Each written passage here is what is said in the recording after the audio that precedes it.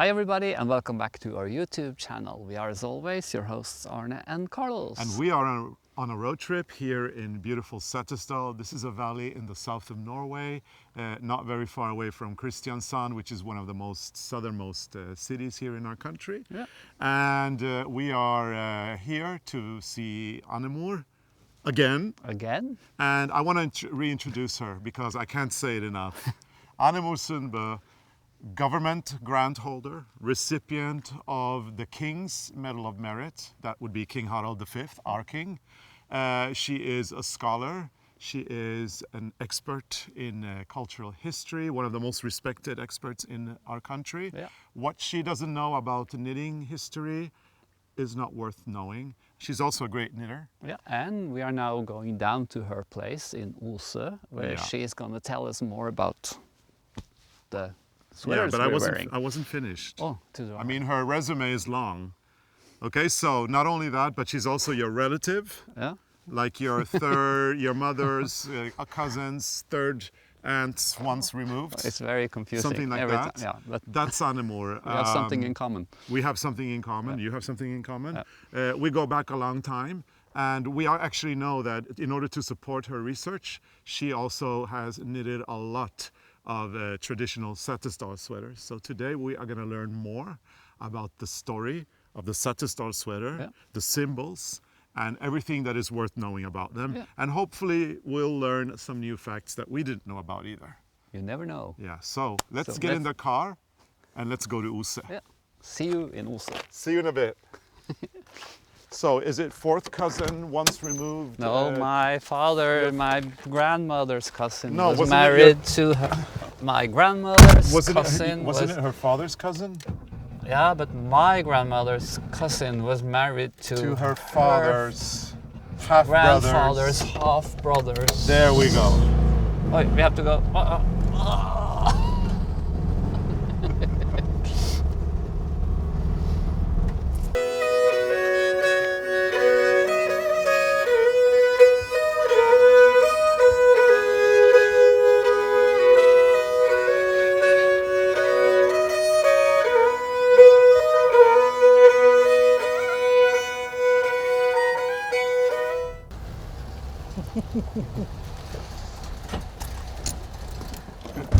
Hey, welcome to Ose. Thank you. Hey, nice to see you again, Annemor. Yeah, we have to take the Corona greetings. Yes. Hello. And I see you have a key, huh? I have a key. So we're going somewhere special.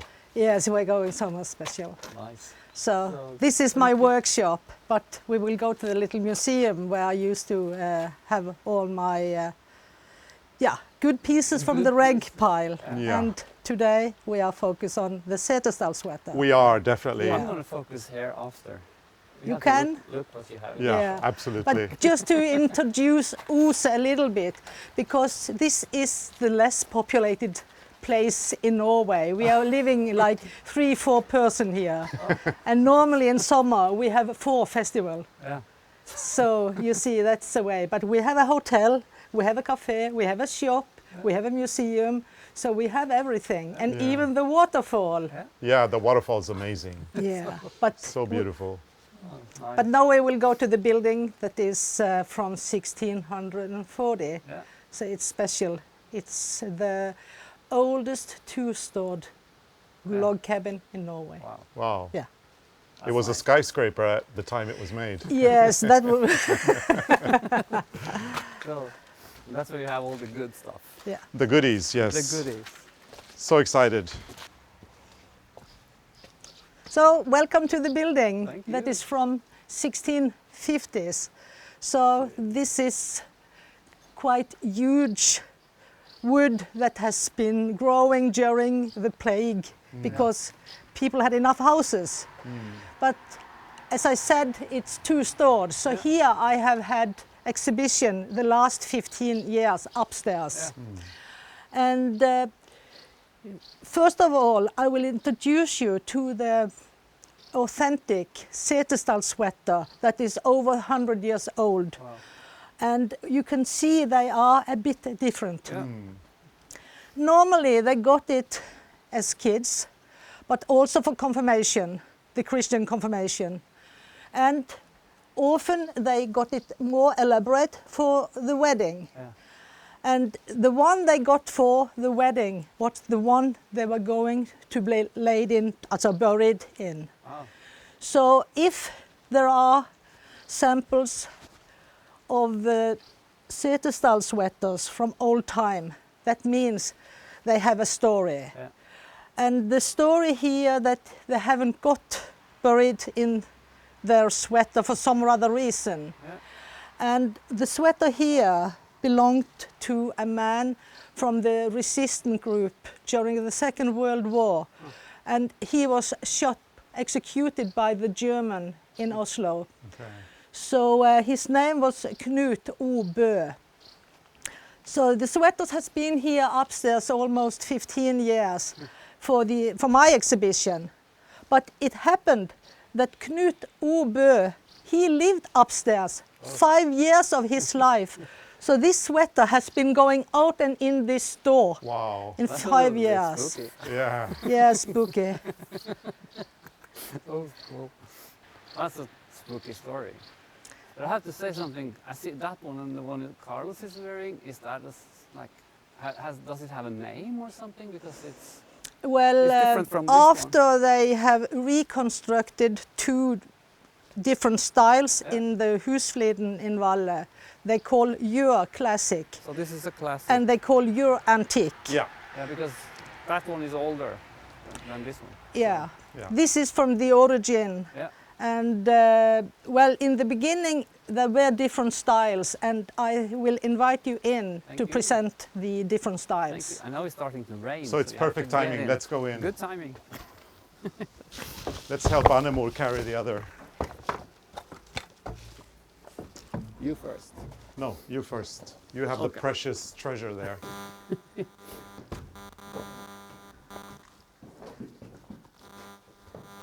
Oi. Oi. So, Annemor, tell us, when did this tradition come to Setesdal?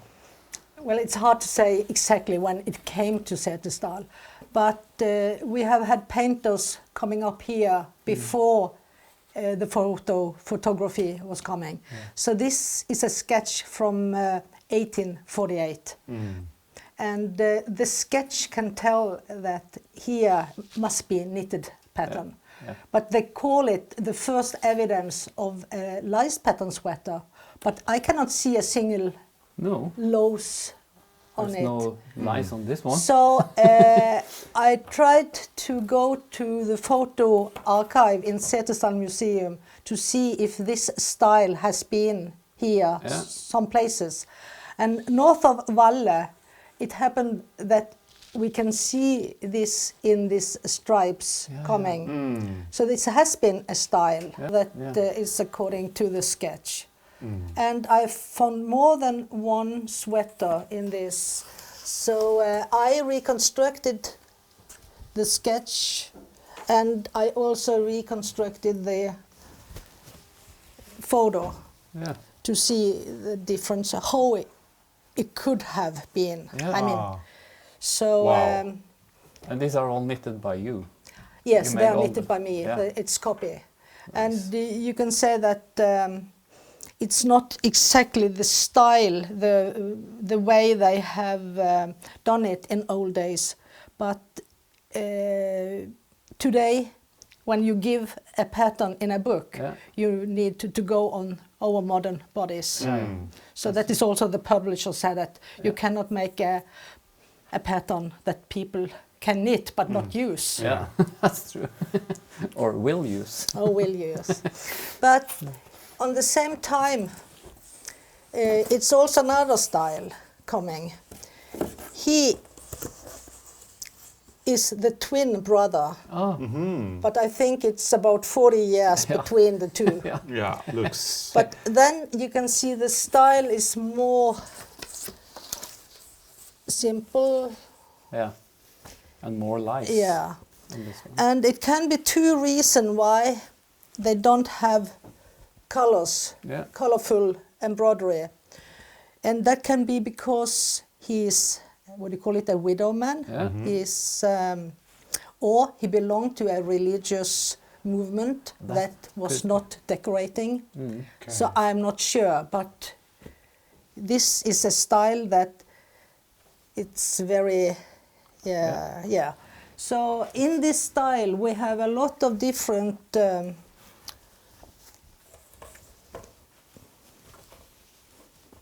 Very nice. Beautiful. yeah. I like the cuffs. I think it's really nice.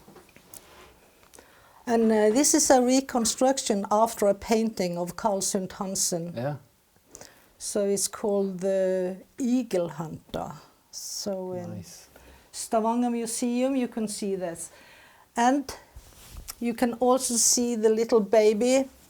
Oh yeah. It's not him, No, it's but not this one. the baby, it's not on a photo here, but it will be in my book, the Setesdal sweaters. Yeah. So all the sweaters you see here, They're in this. they are in my book. This is actually a very nice book. This is one of my favorites. Yeah, it's a great book. I really like it.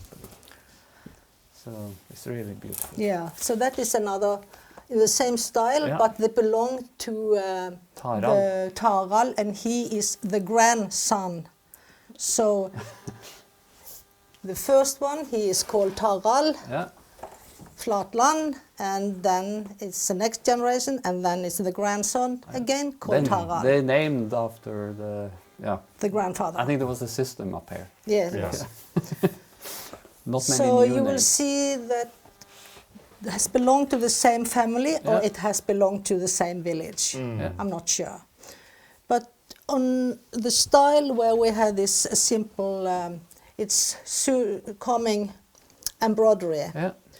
And the embroidery should be buttons and Yeah. buttonhole. And this is virgins that are protecting buttonholes. Oh, okay, cool. Yeah, so that is the Maria symbol. Yeah. Okay. Yeah, the Mary symbol. So protection. Yeah, protection. So if you take your arm, you will see that they have just put them on without these buttonholes. But here you have 1, 2, 3, 4, 5, 6. It should be 7 because it. Yeah, No, that's- there is 5. It the should be 5 the virgin. 5 wise virgins protecting. But if it's the number 6, it is the groom. Oh. Oh, Well, okay. Jesus, because it's referring to the Bible story of the heavenly wedding. So this is maybe a little bit too decorated than for normal use. Yeah, because when they do it today, not all know the symbols. They Plus are they wanna- just adjusting it to the size. Yeah, and they also want to have a lot of the embroidery. Today, it seems like people think that it should be the more embroidery, the better. And that's what you will see also on the folk costume. If you see the old man, because all of this belong to the man folk costume here Yeah. in Setesdal. Yeah. So it was used in their trousers or out, because it's often said that the white part was used because they didn't want to use the black or the dyed wool because it would be hidden. Yeah. But why did they go to the photographer with this outside? Or why do they say that this is cheaper when you can go to the price list in newspaper? I mean, back to 700 and see the white wool was more Yeah, expensive. so they bought all the wool. For No, knitting. but they have few white. Few white sheets. Yeah. Because we heard like We stories heard the about opposite. this was considered as underwear, and it was a bit shocking if you put it outside. And also that you put it so in. there's a lot yeah, of fake and facts in the stories, Yeah. I guess. But it's a it's fun story. always a lot of disinformation when you come to folk belief, Yeah. because people shouldn't believe No. in other things than angels, Okay. because that was yeah. So is there a particular reason why they, or some kind of symbolism or meaning as to why Yeah, they but had? the white wool is holy. And this Okay. part of the body, that was the unmentionable. Okay. Yeah. It's like the Victoria's Secrets. Yeah. So, and also another thing we can see on the old sweaters, that they often knitted this by hand. They attached it to the knitting machine, and then they went on by the knitting machine. So this was easier to see when you put the stitches over to the needles. So I have a question about that. From what we understand, today if you want a traditional Setesdal sweater like the ones Arne and I are wearing, they would be hand-loomed on a knitting machine, on a knitting machine. That would be considered the traditional way of knitting it, not by hand. Does this mean that the knitting machines came to Setesdal quite early on in terms of maybe the people of Setesdal embracing this new technology a 100 years ago? What was that like? Well, I cannot tell, but in the newspaper you will see ads for knitting machines, and you will see ladies in Kristiansand announcing that they are knitting sweaters on their machine. Or you can see the knitting machine was also called, like you said, a frame, but you also called it a stocking knitting machine or a stocking knitting loom. So it's very hard to see when these sweaters here was called night shirts. And when a night shirt is made on a stocking knitting loom or woven on a stocking knitting loom, so it's hard when you do research to see, is it woven when it's on a loom, when they call it woven, because was also the expression they used, the term you find in these catalogs for salesmen, for tradesmen. So, there you will find night shirts, and you will find that is made on stocking looms. So it means that the night shirts were, what's it called, seamless? Yes, knitted on around? Should be seamless from the origin. But that is some things I want to tell about when I will tell how the old one was made. So they are not seamless here in Setesdal, but they are made by machine. But if they didn't use machine, they knitted in tubes. Because you had 4 needles or 5 needles, and you can walk knitting, that was easy, and then you cut it up. Because there was no circular needle back then. No. Yeah, well, it could be. We have also advert in newspaper for circular needles, so it could be. But it would have been more usual to do 4 needles, or more common, I Well, guess. I started here with 5 needles when I will do the demonstration here, but they fold out so easily for me. So I changed over to the circular needle. So, have to follow the fashion. But if you want to see how it has been developed a little bit more, that's interesting to see. More and more borders was added. In the beginning, it was only these zigzag borders, and then came this like a diamond shape. Diamond, and also this small here that is a symbol for birth, death, birth, death. Oh, okay. And you can This take, ones? yeah, we can take some of this. And still there are not colors, but the sleeve has a little got bit, the virgins and the groom. And there's a small X and O on this one. And it was not only black. Oh, this is actually, I was had to look at mine. This is, or the one I bought. This yours is black, but this one is green. This was really nice with green. And often they used a little bit more fresh colors.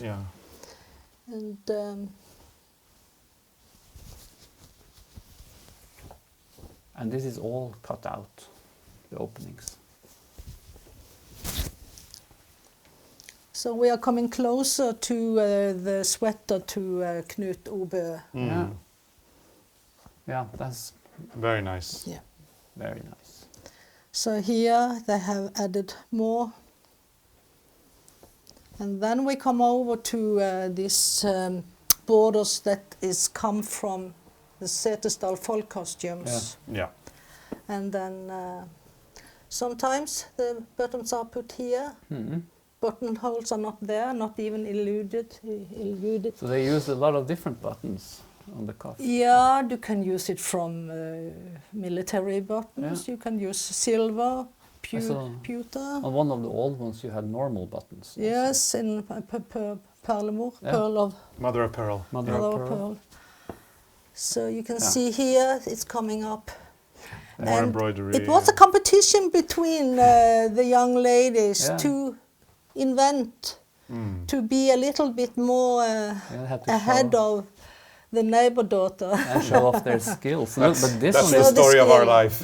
This is really beautiful. Yeah, that's stunning. So beautiful. And also the shape around the neck can be different. Yeah. Here it comes this 8-petal star. Yeah.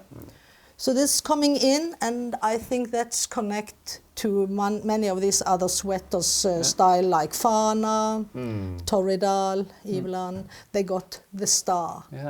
So that is a blessing. It's to bless you when you're going away from home, and it should protect you because it's a leading star.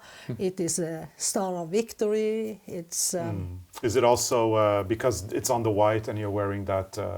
Is it protection of some sort when you're away, or? Yeah, and I think also it's a question. It's good and evil, or the black and white. I mean, the day and night. It's also the. As long as you can be buried in it, it's you.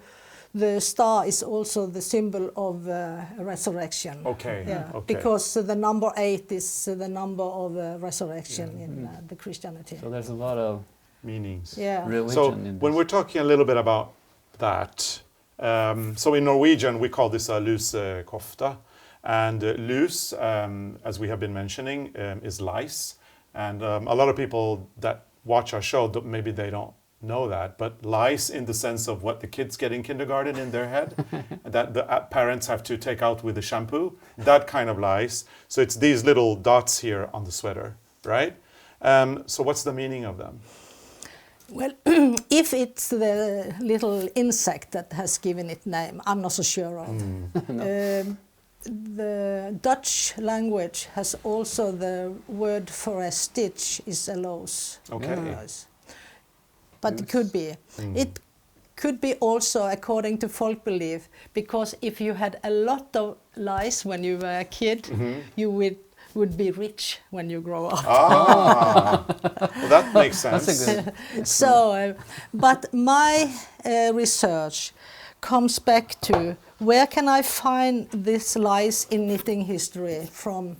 If you see this knitted masterpiece, it's knitted 1748, and in the middle here, the knitters that was going to be master, they had to do a religious carpet, and this is knitted by 8 different colors. And in the middle here, you will see Angus Dei, God's lamb. Yeah. And this is a reconstruction of me making a chart of these lamps in the middle. And this is the first place I can find the lice made as symbols, because here it's Jesus' blood drops. And this is a central symbol in Christianity, because that is the salvation. I mean, Jesus that sacrificed himself by his blood for that we should get forgiveness. Okay. Yeah. So all this has to do with mercy, to afterlife, how you should use your sweater when you died for the afterlife. So this is a lot of things coming in. And also the reason why I have been working with this idea, or what do you call it? Hypothesis? Yeah. It also, we call it night shirt, but night, that has a lot of meaning. Night is the darkest time of day and night, you know, and night could be the winter, the night of the year, but night is also nature. Okay. And natus is to be born. Oh, wow. And if you have natus, also the spirit. Okay. So if you go back to the Shinto religion in Japan, you have the word kami. And what is the word for sweater? Maybe you know, in Portugal or in South Europe. Oh. It's camisole. Camisole. And camino is the road. Yeah, path. The path. Yeah. The road to. Yeah. So the life is also a sort of camino for the afterlife or for meeting the Lord. That's so cool. So you see, the first nightshirt in South Europe, in Italy, and Spain, and Portugal, they called it camisole. Still, they call it camisole. So the word kami means a spiritual, not only being, but also existence or tilstedeværelse. What's that? Presence. Presence. Yeah. So it means that is a spirit. Yeah. And I have always worked with the idea, with spirit in the rag pile. Because I mean it's something spiritual there that I cannot see, but I can feel it. And when I was trying to conjure up this spirit and to chase this out of my rag pile, I saw first that I had this word natus, nature, being. It's your nature, is your way of being, And then I saw the word camisole with the word kami. And the next, if we go back to the first knitted pieces in Europe, the 2 pillows from Burgos in Spain, they are now exhibited in Setesdal Museum, 2 copies. Oh, cool. Yeah. And if you read the letters under in Kufi Arabic letters, what is written there? It's baraka. And what is baraka? It's the same as natus, it's the same as kami. It's mean the spiritual existence. Or so I mean, it is a spirit in the rag pile, and always not only to have this without seams. If you follow the Bible, you can see how it has been important to have no seam, to be seamless. Because up in the heaven they have no needles. Okay. So it was not only Jesus that had a seamless shirt, but it was also the heavenly queens in the Chinese mythology. Wow, So, how interesting. It's a lot but of everything meaning. repeat itself. Yeah. So there is a really big, deep meaning into all of this. Yeah. Yeah. But as soon as it come into the folk costume, and we had our political situation in Norway after leaving Denmark, it was so important for us, as long as we were in union with Sweden, to be Norwegian. We wanted to have our own culture that we had digged up from the ground in Norway.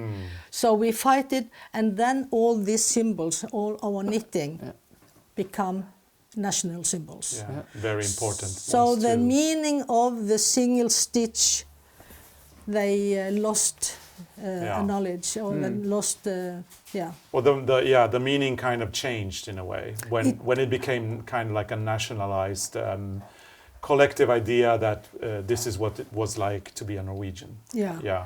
And we had all this world exhibition. In the first world exhibition that was really big was Crystal Palace in London. And there they presented knitting from Shetland. And one was called the Armada cross, that referred to the Spanish Armada from Fair Isle, from the ship's Oh wreck. yes. So that is the first time they referred to this. But like in Setesdal, this sweater started when they used the long trousers. And that was because they had been out fighting in the war. And they came back with uniform parts that was worn out, and then they set the leather patch behind, and they did all this embroidery to fix... customize the clothes. That's so cool. So they didn't have this sweater before they started with their long trousers. No. Yeah. So that's One of the most, I would say today, like when we look at these modern, or not modern, but these sweaters from Setesdal, one of the most characteristic patterns is the X and the O, which is also available in many other cultures. Could you tell us a little bit more about this? Yeah, I think it's called the Andrew Cross, Saint Andrew, and the life, the wheel, And this one. for eternity. But if you go further back, the cross from Plato said that is the soul of the world, and the cross has many other meanings. So, but I think it was more a fashion. It came up that all these different, when we had these exhibitions, world exhibition, Scandinavian exhibition, and it was competition, so they could have their own style. Okay. So I can show you a little bit about the style here, because it seems like this is a Setesdal sweater where they had changed the colors. Yeah. Yeah. But it is from the Swedish-Finnish Våru.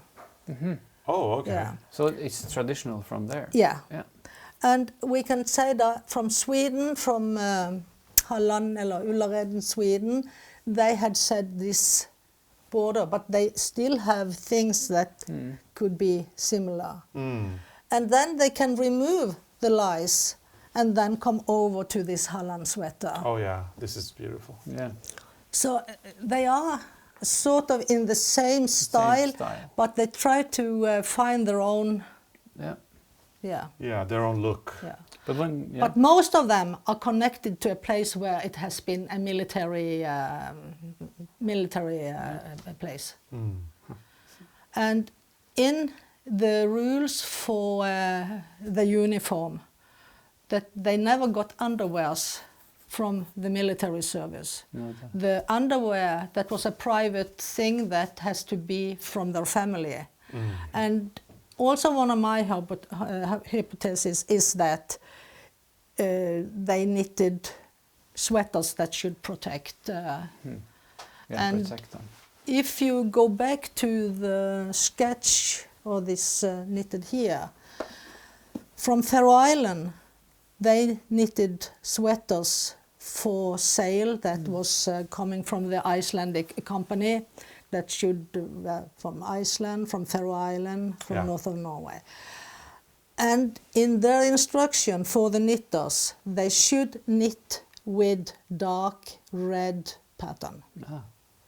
So what we call Icelander today, Iceland sweater, they are mostly knitted on Faroe Island, but they are knitted with this instruction coming from Copenhagen. And they said that it should be red. And then it's my think that all these sweaters was used under uniform. It was used in the naval service. And this should remind and protect, because the blood of Jesus, and they were also in military service. They should be under the king, and the king was next to God, and they should sacrifice for the king, and the king should give blood for the Lord.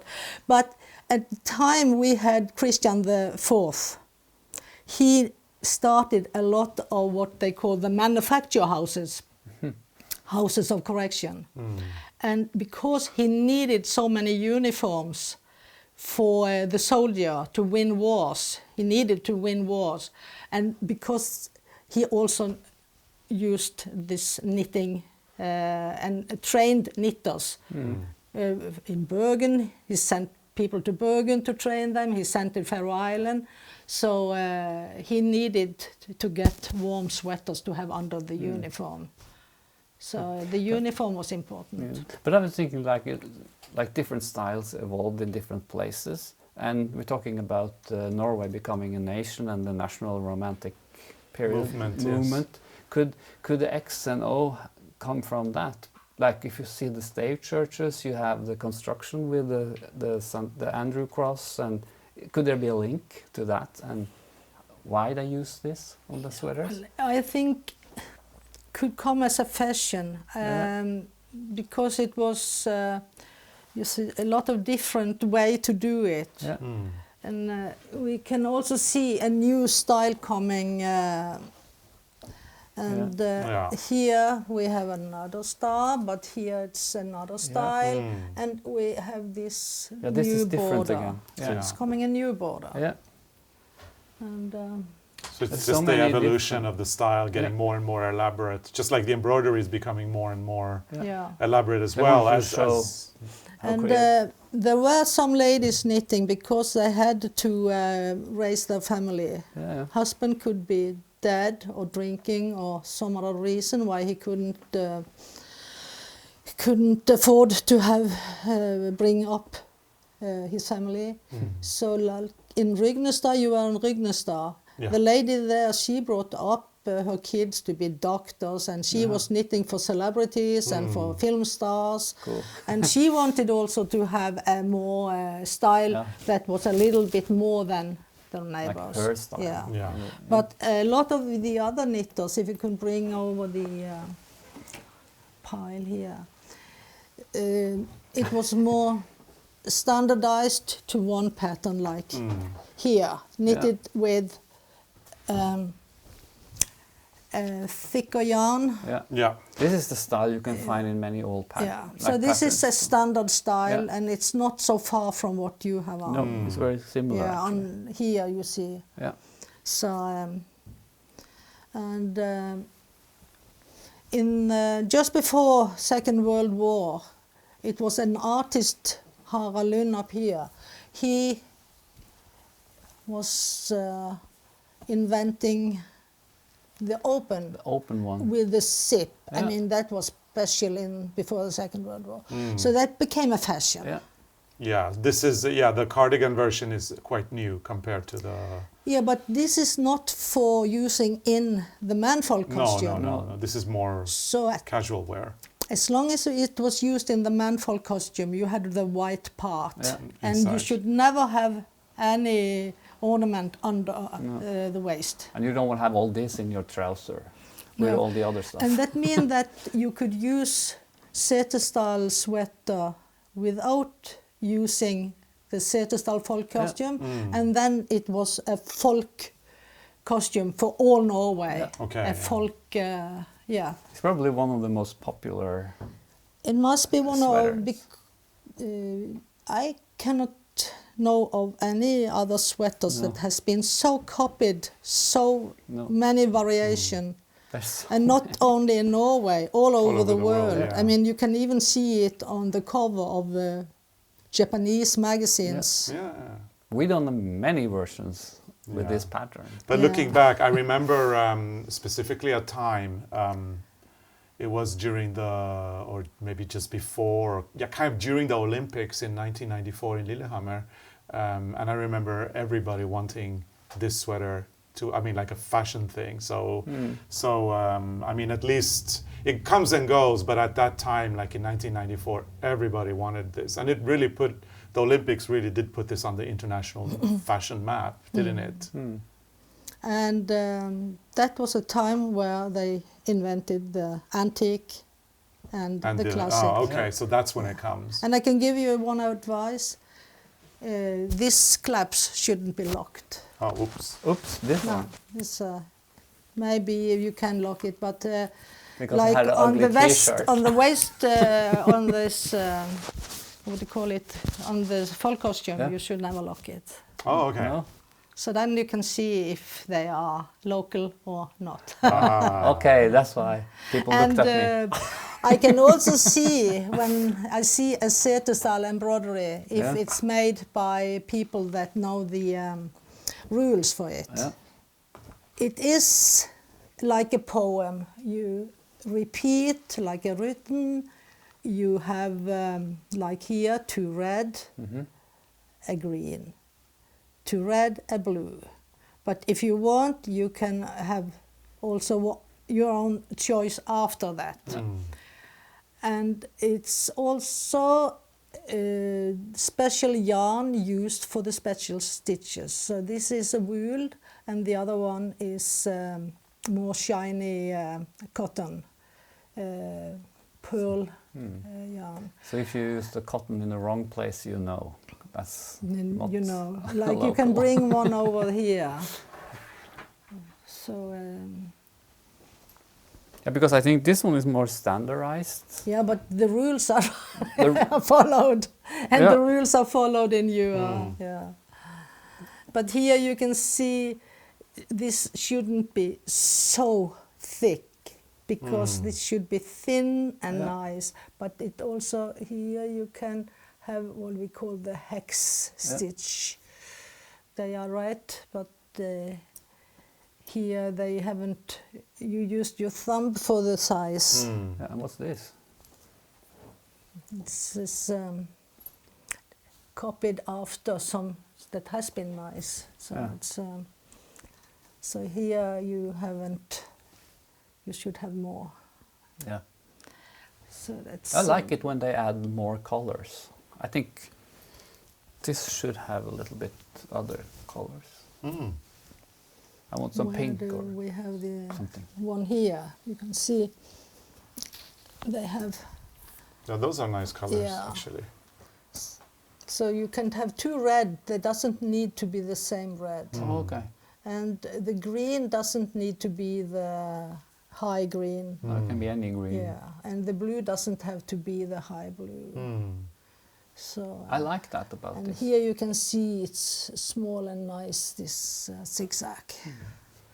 And all the different stitch has names. Yeah. So this is jase, that means a rabbit. Rabbit. Yeah. I know there's a book. It's not all sweaters from Setesdal that were. They have also had sweaters without lice. Yes. Yeah. So, so the Mario sweater is not the first. No. I need some space Oh, now, okay. so if you fold them. You Yes, can fold so them. we will just start moving them out of the table. Because It's now a we're gonna nice do. collection. Yeah, we're gonna do some inspecting of the The old- inside, I guess, or something. Inside. Yes. How many do you have of these? I know, don't know. No. It's hard to tell.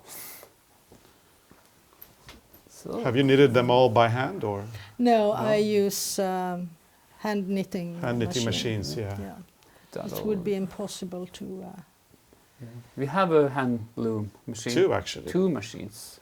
Like the Yeah. Knittucks, the old ones from Yeah. the From the 70s. 60s, yeah, 70s, 60s. But we haven't done much yet. So No. We've been taking classes, but it's And the structure will not be well if you are hand knitting and want to have the old surface or the old gauge. yeah, It's hard to do yeah, with Yeah. needles. that's yeah, because it's thinner. Yeah. It's usually much So you much will thinner. never make it look like the old. no. But I can give you a little bit more information of this sweater here. You Okay. are going to let Kim André Rystad sing. Yeah. Yeah. And this Yeah. this belonged to one of his forefathers. Oh wow. That's nice. So that it's And he know that. yeah, no. Yeah, cool. Has he been knitting one for himself? He has started. I Ah. don't know how far he has We got. will ask him. We will ask him when Yeah. we meet him. Maybe Kim we is do. coming. Kim is Yeah. coming to Has sing to- for us in a few episodes. We will ask him to put it on Yeah, Yeah. and see what he says. we're gonna call him now and say you have to bring the sweater that you're knitting. I think he has knitted his own sweater, Yeah, but yeah, I'm he's not been- sure I how think- far he got because that was his very first knitting project. But I see He's- we follow him on Instagram, and I see He's doing quite a knitting lot. Quite a Yeah. lot.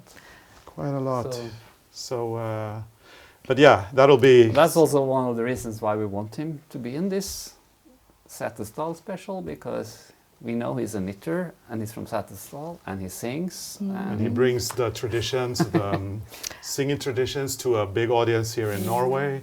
Did which is men very nice. did men in Setesdal knit, or was it only women? Yeah, I think mostly women, but it has been men too. Yeah. like other places in Norway and the world. So it has to do with the daily life here, how you had your farm, how you lived, and in winter they lived in the black houses, and you only had the light from the fireplace in the middle, but in the spring or in summer they went up on the summer pasture, and they could knit, but they also had a lot of herding the cattle and. Well, men up here hasn't been very famous for work, for doing hard work. No. Oh, okay.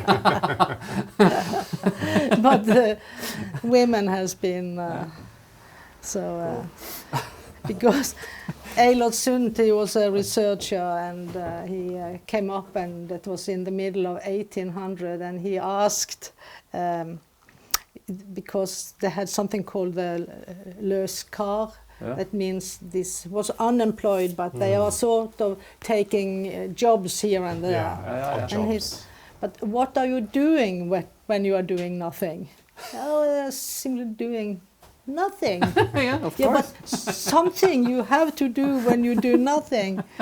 And then they said, well, we are sitting by the fireplace telling stories, singing. So they have also been passing on the culture and the way they have been singing. We tell our viewers that storytelling is a very important tradition here in Norway. Yeah, and in my book I also have some of this stev, these short poems that they are singing, like Kim André Rystad will perform for you. Yes, absolutely. But we are going back to the old sweaters to see how they were made. Okay. I said that this part could be done by hand and then attached to the knitting machine. You can see here it changed from hand spun over to worsted wool. So and the knitting machine, they are two needle bed. So you can see here it is. They have been knitting it on each, and it's not wider than they have to have a front panel and adjust it to the size of the body with a side panel. Okay, yeah. So the inside of a sweater can be interesting to see how it was an outer garment. They didn't have any jacket outside. No. So here it's boiled wool. Wow, okay. And you will see the side panel here. Yeah. And you can see of the way these strands are even. So it's knitted on knitting machine. And it's almost felted. It's and very thick, dense wool. It's dense, but it can have been used like 50 years before. We're talking. This is 18. This sweater is like from the 1800s. 1800. So it's over 100 years. 120, 100. And you can see also here, inside of the cuff, they had also the pattern here. Often the diamond pattern. And then the cuff is actually appliqued on top. Is that just to make it thicker? Since you hide it? No, I think everything has to protection were two things. There was against the cold weather, and it was against the evil. Shouldn't be any evil coming into the body. Okay. And the evil could be draft, evil could be the cold, evil could be this... something evil everywhere. Special spirits. And have to be careful. And we can compare the two of them, because... This one comes from Valle, this comes from this township south of Valle.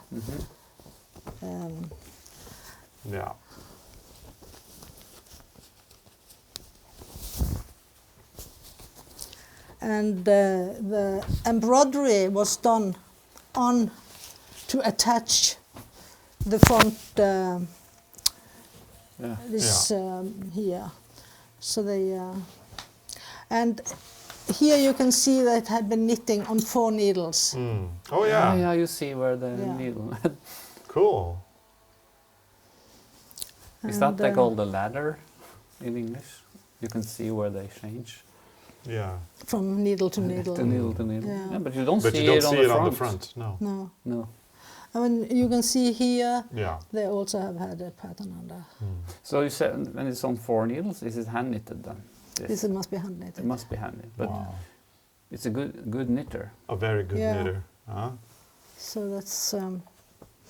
Very nice. But if they didn't knit on a knitting machine,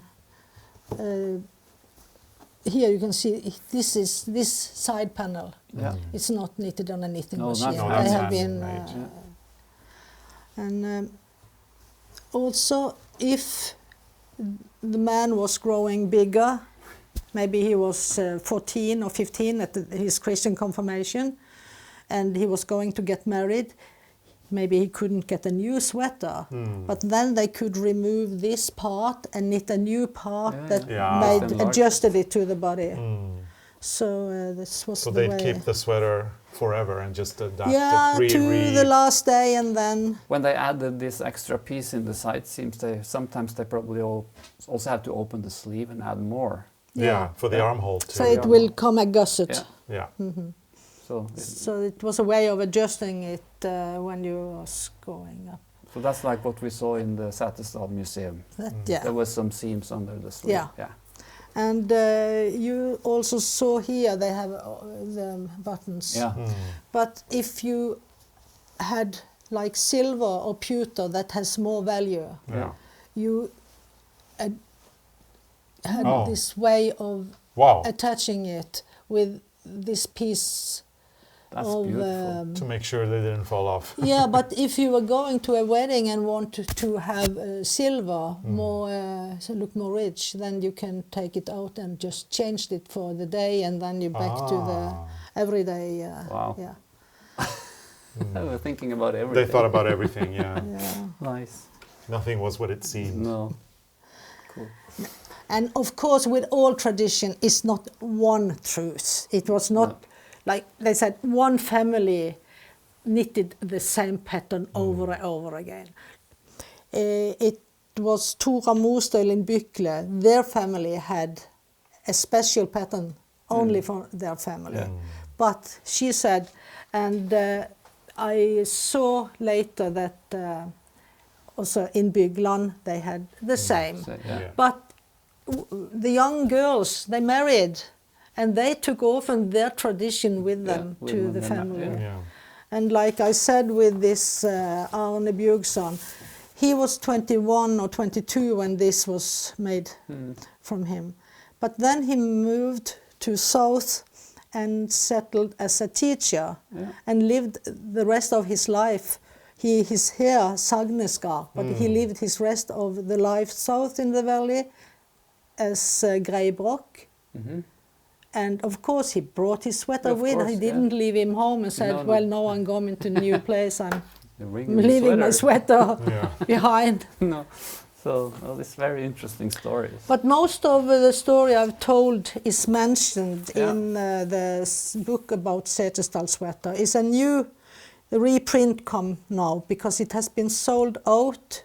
It has been so expensive on Amazon. And they need to contact me directly to get it. And I am on Facebook and Messenger. I'm not very commercial. Oh, but Okay, so we will make sure to put the contact information or how to contact Annemor.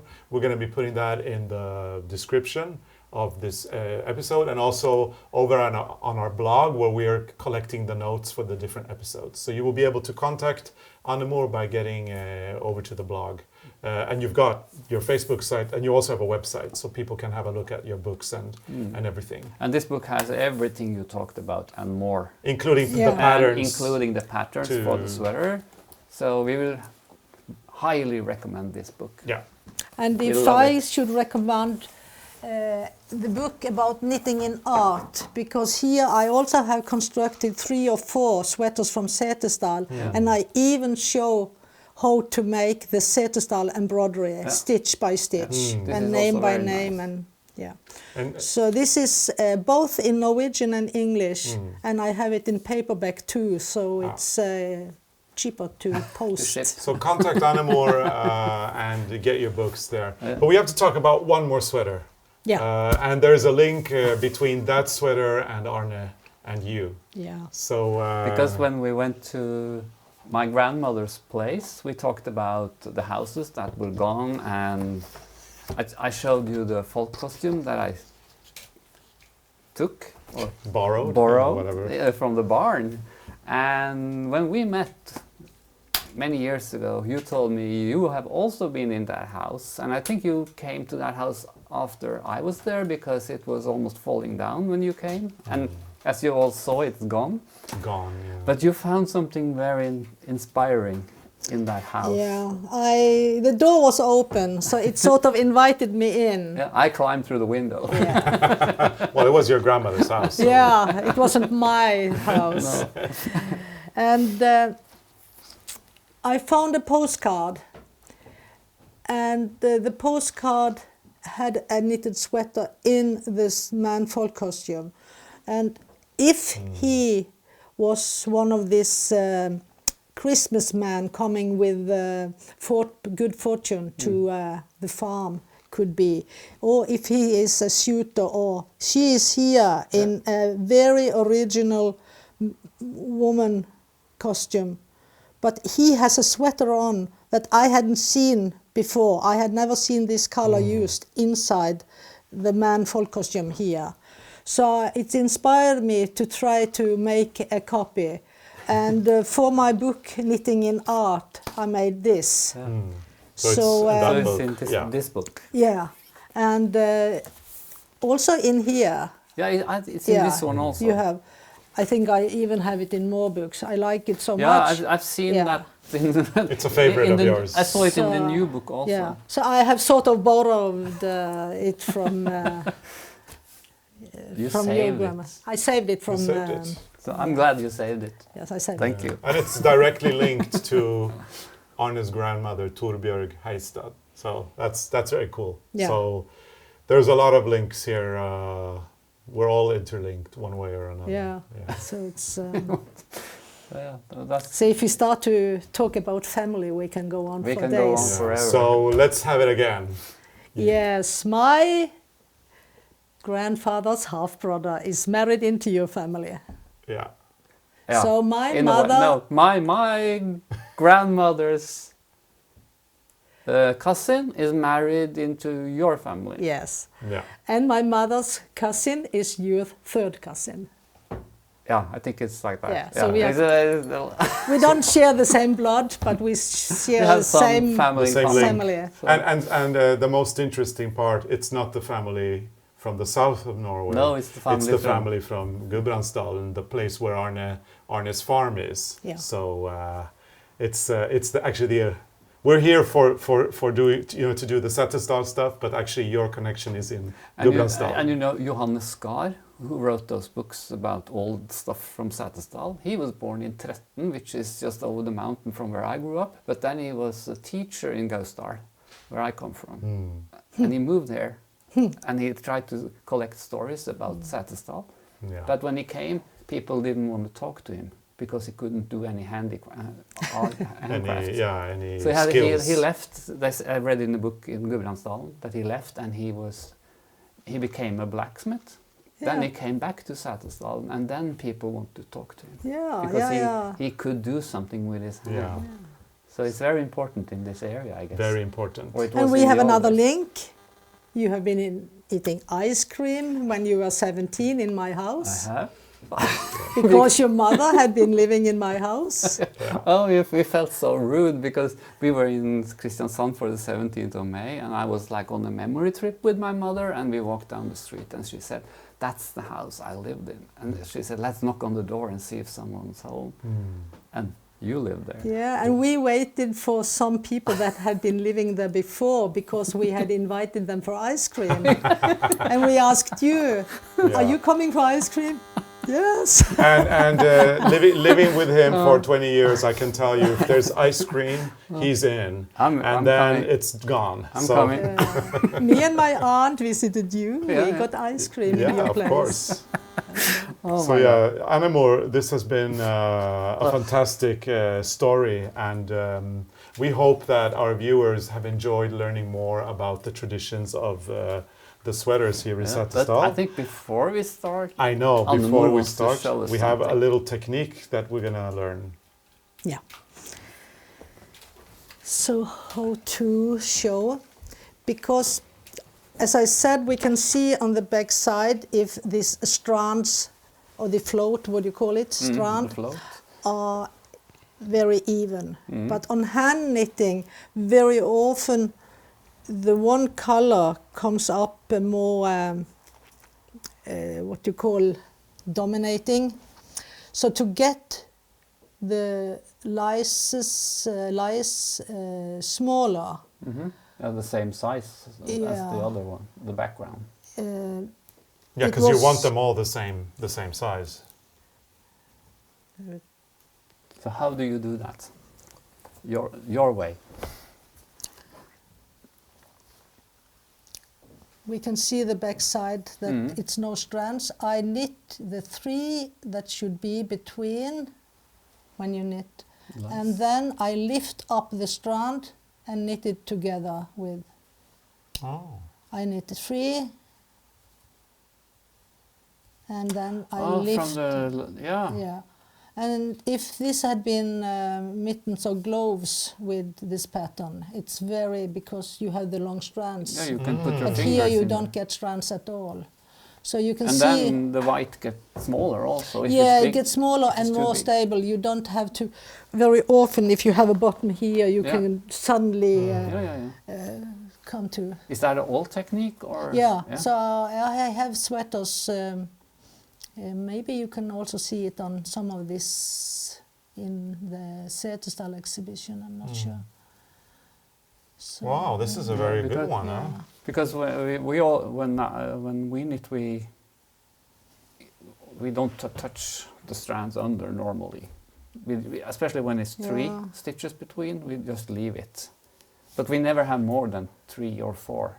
If then it's too long, then you Yeah, have- when I'm knitting the lice, I have both on my finger. yeah. I and, can't do that because then my tension is so uneven. So Yeah. Okay, so.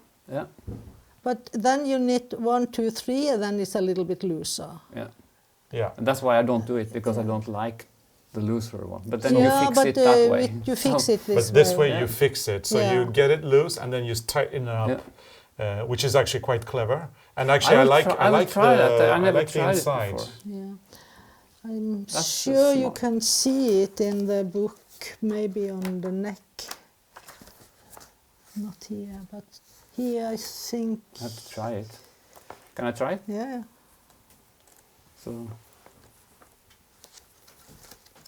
So you knit 3. So she already did No. one.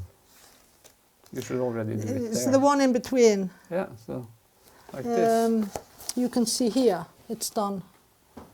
Yeah, you can see it clearly on that. I have to practice this at home. Lift it up and knit it together with the. So you go lift it up Lift it up over on the needle on the needle. and you knit it together. Yeah. That's how we fix holes in socks. Yeah. Okay. You know, there's always sometimes there's a hole. Yeah. We just go on the back and lift like this and knit it together. But we never thought to do it with. But it's a nice way to get those white stitches more even with the black. Yeah. It's really good. It's also done in different other sweaters. Yeah. So Oops. See, we learned something. yeah, that was Good. my little trick. That's a good trick. When you knit this white blouse, you need to take the strands from behind over the needle and knit it together with the stitch in between. Then you knit 1, 2, 3, lift up the strands over the needle, knit. 1, Very nice. 2, 3, strands over the needle, knit. And it will be hidden on the back side. Yeah. You will not see it on the front here. And then you have. And it's a good tricks, like especially when you knit both from the fingers, because they will never be the same size, hardly never. So if you do it like that, you tighten up the loose you tighten up stitch. your loose stitch and everything becomes even. A great way to do it if you're knitting both colors from the fingers. So this was a fantastic educational time spent with you, Annemor. Thank you so much for doing this for us, and thank you so much for taking part of this adventure of ours in Setesdal for 2 episodes. We still have lots to come during this month, so we've got a lot of other people that are going to show us their craft. So you have to stay tuned and continue watching September in Setesdal with Arne and Carlos. Remember to like the episode, hit the thumbs up, do all that stuff, get on the mailing list, yada, yada, yada. And see you next time. And see you next time. Bye.